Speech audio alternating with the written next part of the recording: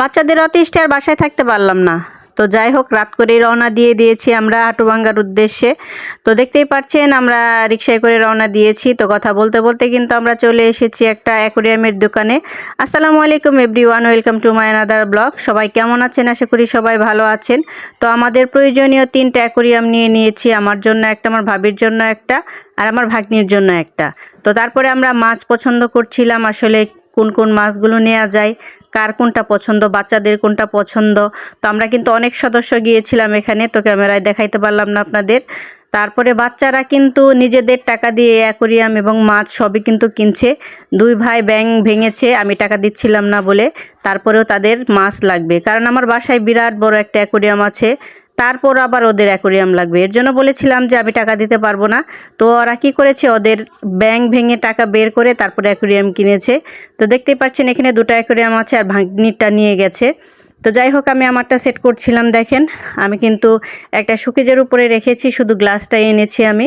তো তারপরে আমি কিন্তু পাথর টাথর দিয়ে পানি দিয়ে একদম ভরে দিচ্ছি। তো মোটামুটি যে যতটুকু আমার পরিমাণের পানি লাগে আমি সবটুকু পানি দিয়ে দিব। এরপরে দেখেন আমার মেয়ে কি করছে, মাছগুলোর উপরে কি নির্যাতন করছে। এগুলোকে একটু পরপরই উখোচাচ্ছে, ধরছে, নাড়ছে, বাচ্চারা আসলে যা করে থাকে। এরপরে আমি অক্সিজেনটা লাগিয়ে দিচ্ছি, কারণ মাছ জীবিত রাখতে গেলে এই অক্সিজেনটা খুবই ইম্পর্টেন্ট।